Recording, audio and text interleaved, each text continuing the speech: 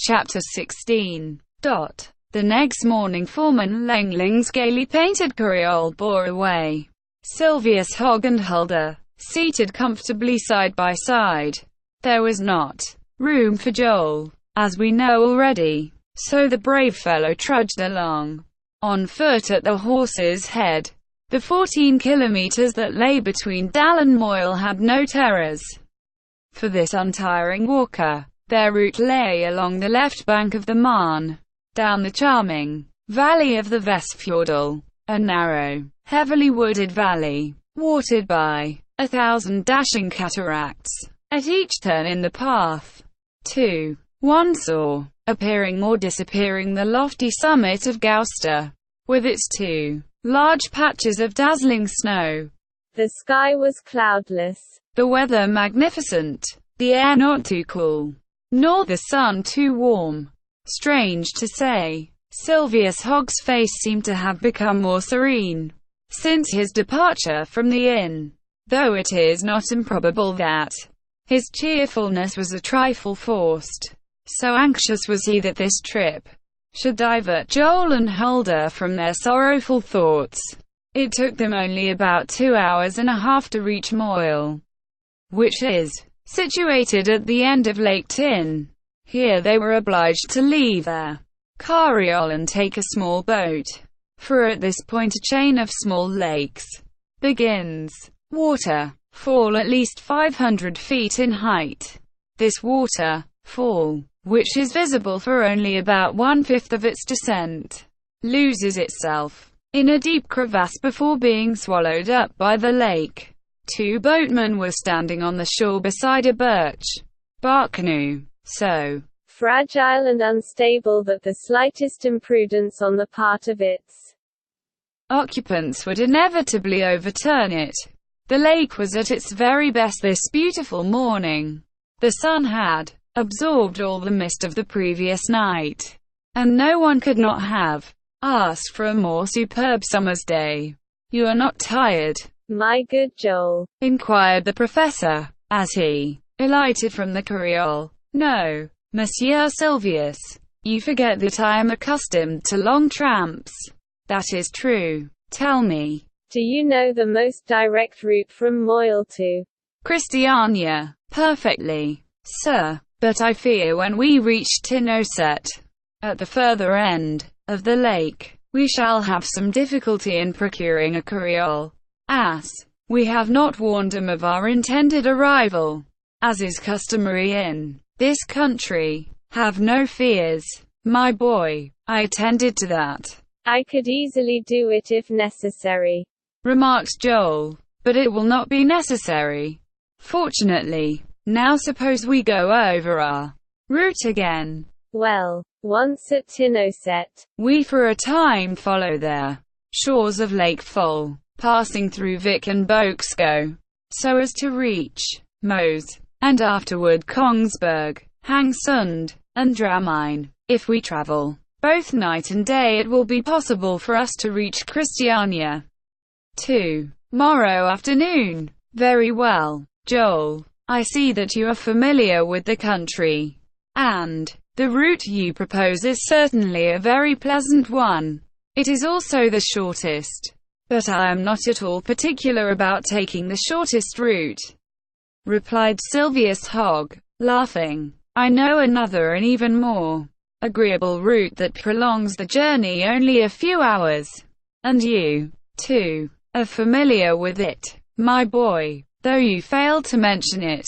"What route do you refer to?" "Through Bamble." "Yes, through Bamble. Don't feign ignorance." "Yes, through Bamble, where Farmer Helmbo and his daughter Siegfried reside." "Monsieur Silvius." "Yes, and that is the route we are going to take, following the northern shore of Lake Foll instead of the southern, but finally reaching Kongsberg all the same." "Yes, quite as well, and even better," answered Joel, smiling. "I must thank you in behalf of my brother, Monsieur Silvius," said Huldah, archly, "for I am sure that you too will be glad to see your friend Siegfried." the boat being ready. All three seated themselves upon a pile of leaves in the stern, and the vigorous strokes of the boatsman soon carried the frail bark a long way from the shore. After passing Hackenoes, a tiny hamlet of 2 or 3 houses, built upon a rocky promontory laved by the narrow fjord into which the Marne empties, the lake begins to widen rapidly. At first it is walled in by tall cliffs whose real height one can estimate accurately only when a boat passes their base, appearing no larger than some aquatic bird in comparison. But gradually the mountains retire into the background. The lake is dotted here and there with small islands, some absolutely devoid of vegetation, others covered with verdure through which peep a few fishermen's huts. Upon the lake, too, may be seen floating countless logs not yet sold to the saw. This sight led Silvius Hogg to jestingly remark, and he certainly must have been in a mood for jesting. If our lakes are the eyes of Norway, as our poets pretend, it must be admitted that poor Norway has more than one beam in her eye. As the Bible says. About 4 o'clock the boat reached Tinoset, one of the most primitive. Still that mattered little, as Silvius Hogg had no intention of remaining there even for an hour. As he had prophesied to Joel, a vehicle was awaiting him on the shore, for having decided upon this journey several weeks before, he had written to Mr. Bennet, of Christiania, the least possible fatigue and delay, which explains the fact that a comfortable carriage was in attendance, with its box well stocked with eatables, thus enabling the party to dispense with the stale eggs and sour milk with which travelers are usually regaled in the hamlets of the Telemark. Tinoset is situated near the end of Lake Tyn, and here the Marne plunges majestically into the valley below, where it resumes its former course, the horses being already harnessed to the carriage. Our friends immediately started in the direction of Bamble. In those days this, and through the Telemark in particular, and perhaps modern railroads have already caused the tourist to think with regret of the national carriole and Mr. Bennet's comfortable carriages. It is needless to say that Joel was well acquainted with this region, having traversed it repeatedly on his way from Dal to Bamble. It was 8 o'clock in the evening when Silvius Hogg and his protégés reached the latter village. They were not expected, but Farmer Helmbo received them none the less cordially on that account. Siegfried tenderly embraced her friend, and the 2 young girls being left alone together for a few moments, they had an opportunity to discuss the subject that engrossed their every thought. "Pray do not despair, my dearest Hulda," said Siegfried. "I have not ceased to hope, by any means. Why should you abandon all hope of seeing your poor Ole again? We have learned, through the papers, that search is being made for the Viking. It will prove successful. I am certain it will. And I am sure Monsieur Silvius has not given up all hope. Hulda, my darling, I entreat you not to despair." Hulda's tears were her only reply, and Siegfried pressed her friend fondly to her heart. Ah, what joy would have reigned in Farmer Helmbo's household if they could but have heard of the safe return of the absent one, and have felt that they really had a right to be happy. "So you are going direct to Christiania?" inquired the farmer. "Yes, Monsieur Helmbo, to be present at the drawing of the great lottery." "Certainly. But what good will it do now that Ole's ticket is in the hands of that wretch, Sangoist?" "It was Ole's wish, and it must be respected," replied the professor. "I hear that the usurer has found no purchaser for the ticket for which he paid so dearly." "I too have heard so, friend Helmbo." "Well, I must say that it serves the rascal right. The man is a scoundrel, Professor. A scoundrel. And it serves him right. Yes, friend Helmbo, it does, indeed, serve him right. Of course they had to take supper at the farm house. Neither Siegfried nor her father would allow their friends to depart without accepting the invitation. But it would not do for them to tarry too long if they wished to make up for the time lost by coming around by the way of Bamble. So at 9 o'clock the horses were put to the carriage. At my next visit I will spend 6 hours at the table with you. If you desire it, said Silvius Hogg to the farmer. But today I must ask your permission to allow a cordial shake of the hand from you and their loving kiss. Your charming Siegfried will give Hulda to take the place of the dessert. This done they started. In this high-latitude twilight would still last several hours. The horizon is distinctly visible for a long while after sunset. The atmosphere is so pure. It is a beautiful and varied drive from Bamble to Kongsberg. The road passes through Hittedal and to the south of Lake Foll, traversing the southern part of the Telemark, and serving as an outlet to all the small towns and hamlets of that locality.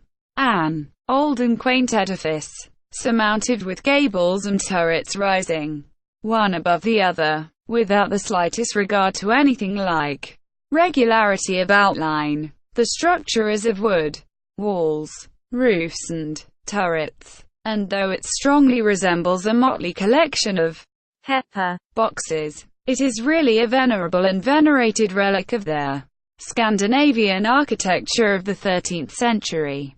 Night came on very gradually. One of those nights still impregnated with a dim light which about 1 o'clock begins to blend with that of early dawn. Joel, enthroned upon the front seat, was absorbed in his reflections. Hulda sat silent and thoughtful in the interior of the carriage. But few words were exchanged between Silvius Hogg and the postilion, and these were almost invariably requests to drive faster. No other sound was heard save the bells on the harness, the cracking of the whip, and the rumble of wheels over the stony road. They drove on all night, without once changing horses. It was not necessary to stop at Listhus, a dreary station, situated in a sort of natural amphitheatre, surrounded by pine-clad mountains. They passed swiftly by Tenus, a picturesque little hamlet, perched on a rocky eminence. Progress was rapid in spite of the rather dilapidated condition of their vehicle, whose bolts and springs rattled and creaked dolorously. And certainly there was no just cause of complaint against the driver. But for all that, he urged his horses briskly on, whipping his jaded steeds mechanically, but usually aiming his blows at the off-horse, for the near one belonged to him, while the other was the property of a neighbor. About 5 o'clock in the morning Silvius Hogg opened his eyes, stretched out his arms, and drank in huge draughts of the pungent odor of the pines. They had now reached Kongsberg. The carriage was crossing the bridge over the Lagan, and soon it stopped in front of the house near their church, and not far from the water fall of the Labro. If agreeable to you, my friends, remarked Silvius Hogg, we will stop here only to change horses, for it is still too early for breakfast. I think it would be much better not to make a real halt until we reach Drammen. There we can obtain a good meal, and so spare Monsieur Bennet's stock of provisions. This being decided, the professor and Joel treated themselves to and a quarter of an hour afterward, fresh horses being in readiness, they resumed their journey. On leaving the city they were obliged to ascend a very steep hill. The road was roughly hewn in the side of the mountain, and from it, the tall towers at the mouth of the silver mines of Kongsberg were distinctly visible. Then a dense pine forest suddenly hid everything else from sight. A pine forest through which the sun's rays never penetrate. The town of Hangsland furnished fresh horses for the carriage. There, our friends again found themselves on smooth level roads, frequently obstructed by turnpike gates, where they were obliged to pay a toll of 5 or 6 shillings. This was a fertile region, abounding in trees that looked like weeping willows. So heavily did the branches droop under their burden of fruit. As they neared Drammen, which is situated upon an arm of Christiania Bay, the country became more hilly. About noon they reached the city, with its 2 interminable streets, lined with gaily painted houses, and its wharves where the countless rafts left but a meagre space for the vessels that come here to load with the products of the Northland. The carriage paused in front of the Scandinavian Hotel. The proprietor, a dignified-looking personage, with a long, white beard, and a decidedly professional air, promptly appeared in the doorway of his establishment, with that keenness of perception that characterizes inn-keepers in every country on the globe. He remarked, "I should not wonder if these gentlemen and this young lady would like breakfast." "Yes," replied Silvius Hogg, "but let us have it as soon as possible." The repast was soon ready, and proved a most tempting one. Mention should especially be made of a certain fish, stuffed with a savory herb, of which the professor partook with evident delight. At 1:30 the carriage, to which fresh horses had been harnessed, was brought to the hotel door, and our friends started down the principal street of Drammen at a brisk trot. As they passed a small and dingy dwelling that contrasted strongly with the gaily painted houses around it, Joel could not repress a sudden movement of loathing. "There is Sandgoist," he exclaimed. "So that is Sandgoist. He certainly has a bad face." It was Sandgoist smoking on his door step. Did he recognize Joel? It is impossible to say, for the carriage passed swiftly on between their huge piles of lumber and boards.